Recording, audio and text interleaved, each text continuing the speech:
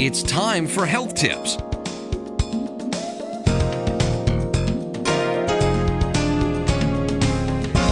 Now here's your host, Dr. Alma Jenkins.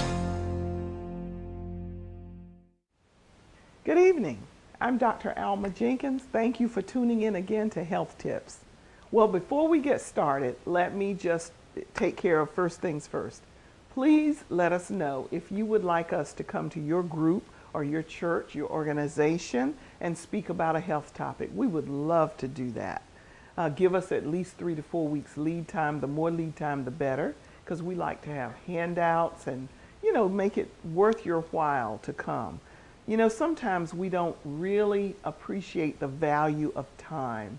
So if you're going to take your time to come out to an event, I want it to be well worth your while. So the more lead time you give us, the more we can give to you at that time. So just send a note to the station and they'll get that to us. Okay? I'd love to hear from you. And also those of you who have recipes that you want to share with us, we would love to have your recipe. We'll announce it on the show if it's one that we pick, because we're going to make the recipe and sample it, and then if you're chosen, we'll bring it to the show. We might even want you to come on the show to make the dish, or just have you as a guest on the show when we do it. So please send us whatever healthy recipe that you like and that you think is tasty. We'd love to try it. Okay? So when I was trying to decide what to speak about tonight, my choices included whether I was going to cook something, because we love to cook, or whether we were just going to exercise, and we are going to exercise.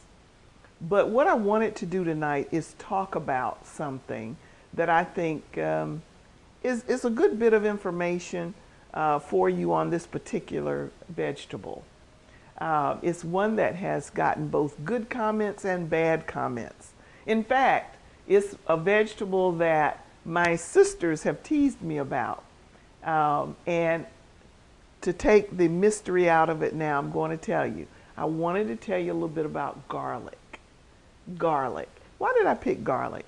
Because it's something that I use a lot of in cooking. And here it is. Here is garlic, and all of you know what garlic is.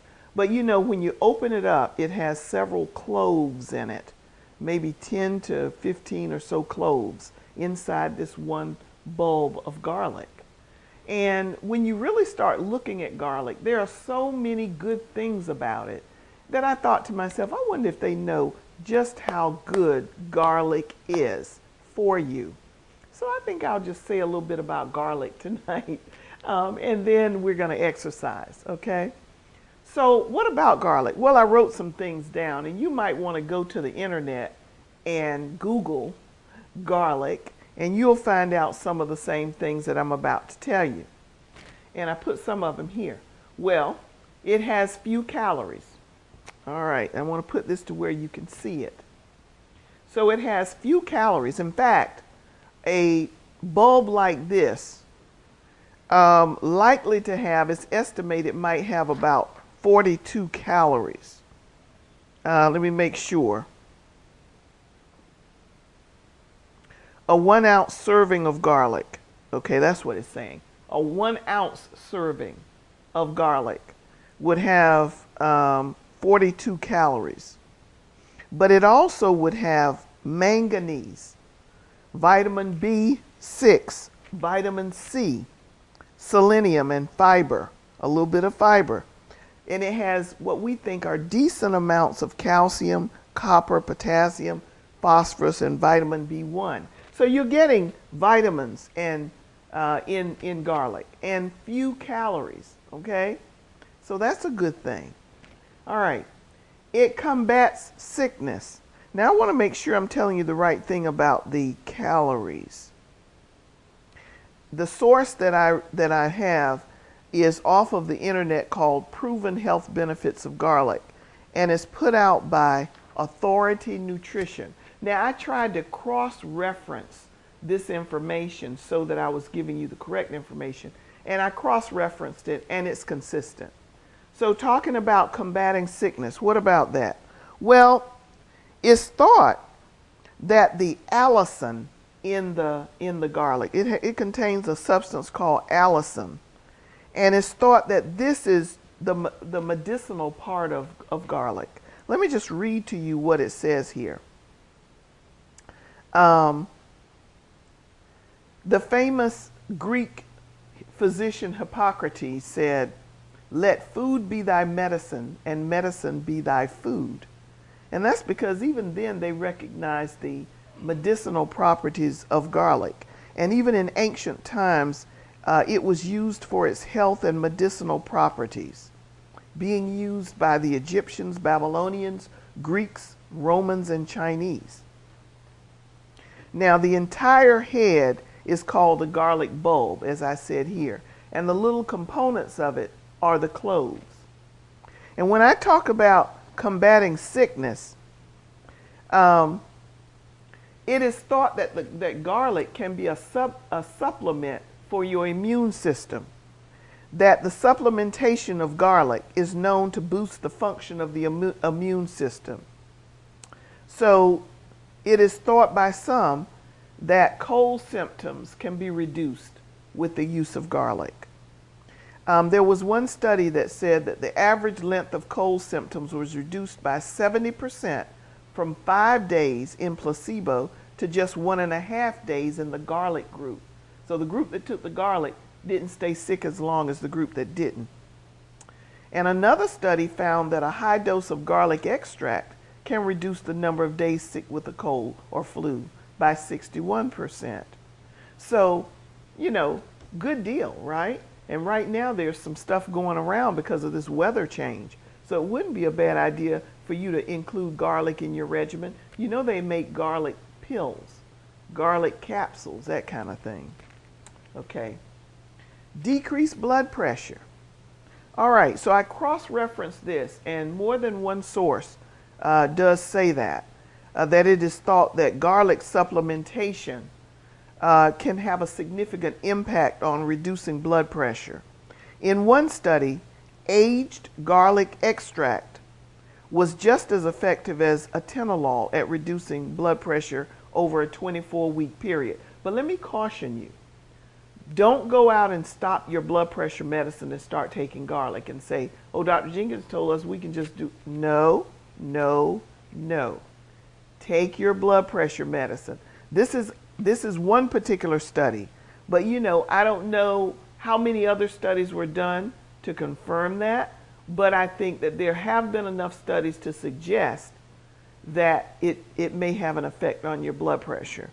So, and they may all be quoting that same study, but various references have said that there is an effect with blood pressure. So that's only a positive thing, okay? So if you're on blood pressure medicine, fine, don't stop it and just do garlic. But add garlic to your regimen and you may find that you're better controlled. Hopefully one day you'll be able to come off your medicine with your doctor's permission, okay? So I want to make sure I stress that. But just know that there's evidence to suggest that blood pressure may be lowered some with the intake of garlic. Improving cholesterol, okay? Garlic is thought to be able to lower both your total and your LDL cholesterol. Now, do you all remember the difference between LDL and HDL and how to know which one's the good one and which one is the bad one? So here's a good way to remember it. I think of H as standing for heaven. Okay, well, you might say, some people might say H stands for hell, right? But I always like to think of the positive thing first. So let's let H stand for heaven or high heaven, okay? So anything high heaven has to be good. LDL or low. Remember what Michelle said, when they go low, we go high? So low means that it's less than. So the LDL is the bad cholesterol and the HDL is the good cholesterol. So the total cholesterol is all of it together, okay? So it is thought that garlic can lower the total and the LDL cholesterol. Isn't that great? So you're going to want to take that. All right, antioxidants. It contains antioxidants. And it's thought that that might help prevent Alzheimer's and dementia. Might help prevent Alzheimer's and dementia. Now, you know all of us want to prevent that, right? Who wants to lose their mind? So, you know what an antioxidant is. Let's talk about that for a minute. So if you take an apple and you cut the apple open, make slices of it and leave it on the table in the morning, come back in the evening, that apple has started turning brown. It's oxidizing. It's aging. You can look at that as the aging of the apple, even from the short time that you peeled it. And that's what our bodies are doing, constantly aging, oxidizing. So it is thought that antioxidants go in there and try to sweep away those oxidative things so that it slows things down as far as aging. So you want antioxidants, okay? And so garlic is one of those things that has antioxidants in it. So I wanted to just share with you some of the great qualities of garlic. And for those of you who hate garlic because of the smell of it, you can actually buy the garlic pills, the garlic capsules, and they don't have that smell. So you can sort of get out of that, okay? So I want to recommend to you the use of garlic. And one way you can get your garlic in is cooking with it. I often use garlic and onions and peppers to season things. And if you haven't been doing that, you need to try it. It actually does wonders for certain dishes. And even by itself, you know, I can saute some garlic, some onions, some peppers, and put a can of tomatoes in there, and you've got something good. It really is delicious. I think you'll like it. And you probably didn't even know that about garlic. So I'll pick another one to talk about on another day. But right now we're going to do some exercise for the rest of the show. I just wanted to share that with you. Now, let me say something else to you as well. One source even went so far as to say that they thought that eating garlic could help detoxify heavy metals in the body. But I have not cross-referenced that, so I'm not going to put that out there. But that one source did say that. What I want to do now, though, is exercise right after I share this one other fact with you, and that is many of you are on proton pump inhibitors, okay, like Nexium, omeprazole, and Protonix is pantoprazole, Prevacid, you know, that class of drugs, and they are excellent drugs. But you're going to hear some stuff coming up about whether they cause dementia or kidney disease, because there have been some studies out to suggest that there may be an association between those and kidney problems or dementia. That it's not proven. I mean, it's not, let me say, it is thought to be that there may be an association, but I can't say that it's cause and effect yet. In other words, we won't say that it causes that, and I think that the research is still going on. We have not found a reason to take people off of these medicines. We think they are great medicines, so I want to reassure you with that. But I will tell you that where we used to use them twice a day, now we usually go once a day, and if you need it twice a day, we might add a drug from another class like Zantac or Tagamet or something like that to supplement, okay? And then, so that's just something for you to know, because you'll be hearing that, and you're going to say, well, why didn't somebody say something to me? You know, I don't want to use that. So I don't want you to think that you can't take Nexium or Protonix or any of those proton pump inhibitors. You can, they work great. But I wanted you to know what was being said. Data is going on now, and I'm sure studies are likely going on to try to pinpoint this better. But right now I'll say that there's thought to be possibly an association between these meds and those particular problems. We have not said they cause them, and we have not said you need to come off of them. Okay, half the world, I think, in this country, I believe, are on these meds, and most of the people do fine. We've not had any major problems with these drugs that I'm aware of. So I don't want you to panic. I just want you to be aware of it, and I want you to, if you can do with once a day on it, that's great. There is another one in that same class called Dexilant. Sometimes we'll go to that drug as well, because that's almost like having it twice a day, because it peaks twice. So that might be something else you may want to consider. So anyway, I just wanted to throw that out there because I know a lot of you are on it, and I want to encourage you that they're great drugs. I'm not saying that you need to come off of them. I just wanted to head off the things that you're going to hear about or read about, that you wouldn't get too excited about it, okay? But that you check with your doctor. They can tell you best about, whether you need to come off or there's some other medical reason that you might, that might be something that they need to consider, or no, I don't know. But anyway, part of our job on this station is to help keep you abreast of what's out there, of what's being published, and things that you need to be aware of. So bottom line, Protonix, Nexium, Prevacid, Aciphex, those are all great drugs.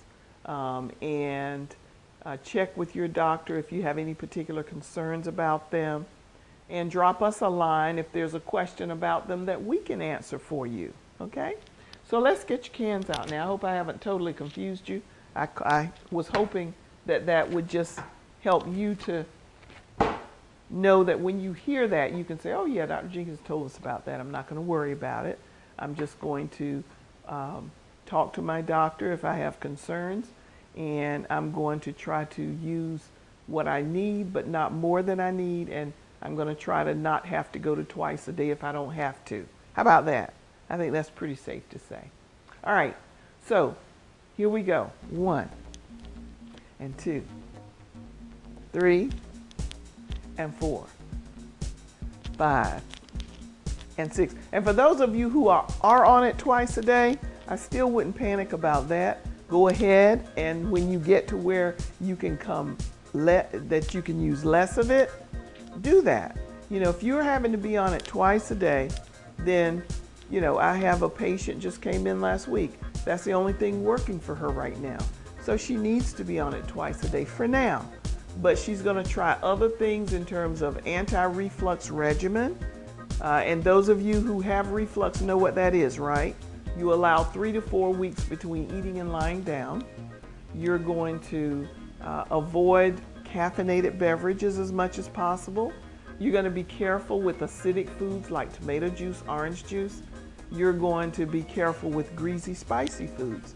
So as this patient does these things, she's going to find that she may be able to get by with just once a day. She's going to get better, okay? And if you're overweight, you need to lose weight, because the intra-abdominal pressure increases the risk of reflux. So you're going to want to keep your weight down. Now, we're not even going to talk about obesity today. That's for another day, but that is a whole other topic that has so many negative side effects, I should say. So we'll talk about that another time. But what we're doing now is going to combat obesity, okay? So that's why I want you to take part in this with me. All right. So those of you just tuning in, we've talked about the benefits of garlic, and some of those benefits have included lowering blood pressure, helping to combat colds, antioxidants, and very few calories, okay? So those are major, and plus you get some vitamins and minerals with garlic. Now, those of you who are afraid of the odor, you can take the pills or the capsules and kind of avoid that, okay? All right, and then we said a word about proton pump inhibitors, because I thought that you would be hearing about it. Many of you are on a proton pump inhibitor such as Nexium or Protonix or some of the others. And there's some studies out that talk about the possible association between proton pump inhibitors and possibly dementia or kidney disease. It doesn't say that it causes it, but there's some suggestion of an association. In our major medical meetings, the recommendation was not to yank people off of them because they're great drugs, we all agree. But where we used to prescribe maybe twice a day, we go to just once a day if we can, and we supplement that with a drug from another class, like maybe Zantac, because that's in a lower class. It's less potent. But for those of you who have to be on it twice a day for a time, don't panic, don't get upset, because again, I said, we didn't say it causes that. So I think you can, feel pretty comfortable using it, but you want to use what you need and not more than you need. So some people have been on twice a day forever, and they haven't tried to see if once a day would be just as good. So with the advice of your doc, I would say, see if you can go to once a day. We think that might be better until this whole question is more resolved and we know more, okay? But they are great drugs, and they are pretty safe drugs as far as we know, okay? All right. So if there are any other questions that I can answer for you, let me know, okay? I know that it can be confusing when studies come out because they're not conclusive, but I just knew you'd be hearing it and you want to know what's being said. All right, we use these drugs every day, and I continue to prescribe them because I believe that they are overall pretty safe. All right, are you doing this with me? Are you doing this with me? Get up off the couch. Get up off the couch and do this with me. All right? Okay, now, what's also good is if you could take these same cans and bend over. Now, if I bend over, you really won't see me very well. It doesn't do well on the set for me to do that here in the kitchen. But if you would do the bends and just hold that bend for a while, you will feel it in your back. It actually feels good when you bend over, and just don't bend your knees. Keep your knees straight. Take the cans and just turn your hand like this and just go down. Go all the way down, bend down as far as you can, and just bend, halfway, and then go down as far as you can. And you'll feel that your back feeling good, because what it is it takes the stress off your spine. That's a funny thing to say, because you think, well, how does it do that? Because when you stand up straight and tall, you're putting some pressure on your lower spine. And when you bend over, it takes that, it unspirals that tube, and it stretches your back a bit, and it really feels good. It's about like when you lay down on the floor, bend your knees up and put them on top of a box that's sitting on the floor. That feels great to your back. You should try it sometime. I think you'll see what I mean. You kind of have to do that and feel it, and then you know what I'm talking about. Because if I just say it, it doesn't get across exactly how good it really does feel. Okay, so let's spread our legs a little bit, and let's spread our arms a bit, and let's go up to the ceiling like this, and let's hold it to the count of 20. 1, 2, 3, 4, 5, 6, 7, 8, 9, 10, 11, 12, 13, 14, 15, 16, 17, 18, 19, 20, and then slowly let your arms out again. Slowly, slowly let your arms out. Now hold it right here, right here. 1, 2, 3, 4, 5, 6, 7, 8, 9, 10, 11, 12, 13, 14, 15, 16, 17, 18, 19, 20. Now let's go to the left. And let's go to the right. Now let's stand tall like this. 1, 2, 3, 4, 5, 6, 7, 8, 9, 10, 11, 12, 13, 14, 15, 16, 17, 18, 19, 20. Now let's just march. And 1, 2, 3, 4, 5, 6, 7, 8, 9, 10, 11, 12, 13, 14, 15, 16, 17, 18, 19, and 20. 2, 3, 4. Woo. Do deep breath in, let it out. Deep breath in, let it out. Now we have like less than a minute and a half left on the show. So what I want you to do is get up off the couch, walk in the kitchen, get your cans. That's going to take about almost a minute. And you can exercise with us for the last few seconds, right? Okay, so we're going to twist a little bit now. And 1, 2, 3, 4, 5. You know how good this feels?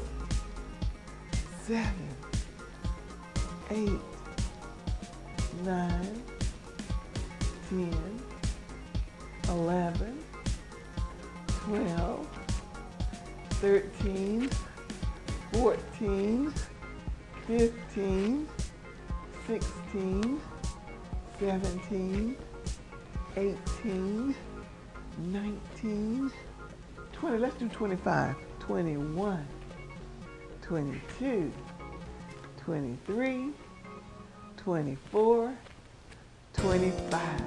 Oh, didn't that feel good? I mean, oh, now let's just take a deep breath. Thank you so much for watching. Tune in next Saturday. Good night.